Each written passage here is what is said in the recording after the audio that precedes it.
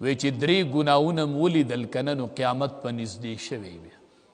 دا به قرب قیامت بیا دا به د قیامت نښي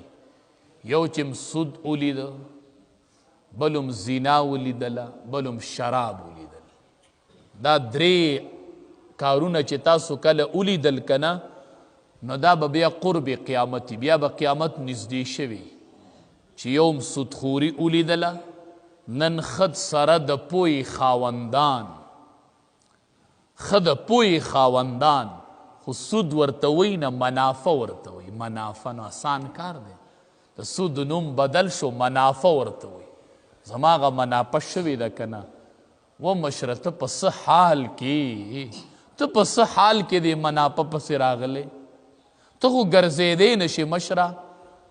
او الله به د قیامت کې داسې ودرئ چې ګډ وډ به یې رپېږي به دا ټول خلق به درته ګوري ته څه کوې الہ الناس الله قرآن کی آواز کی د بوډاګانو رب م بوډاګانو جماعتونو ته راشئ ما ته سجدي ولګوئ دا خلک ډېره غلطه خبره کوي وایي دته اوس خدای یاد شو چې بوډا شو نو وایي جومات ورته یاد شو د اوسه پورې ورته جومات نه و یاد نو ښه نه ده چې الله پې رحم وکړو په دې اخیر کې ورته یاد شو دا خو د الله فضل دی نو ته د الله سره جنګ کوي الہ الناس الله قرآن کې وایي برب الناس د ماشومانو تربیت کومه ملک الناس د ځوانانو بادشاهي مه نشې مه کوئ الہ الناس د بوډاګانو معبودي مه راځئ بوډاګانو تاسو عبادتونه کوئ الہ الناس زه معبود معبود زما عبادت کوئ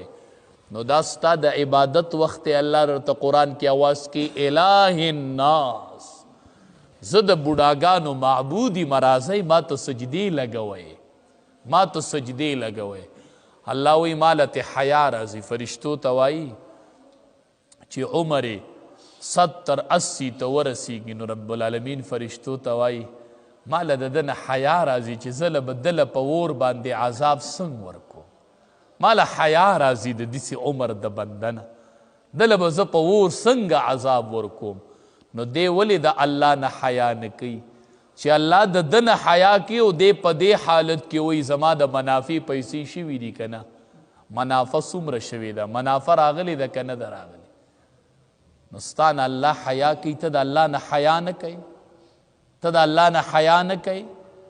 نو نبی کریم صلی الله علیه وسلم وفرمیل چې دا سود عام شي سود یوه نښه د قیامت به دی بله دا ده چې معاشره کې به زنا عام شي زنا به عام شي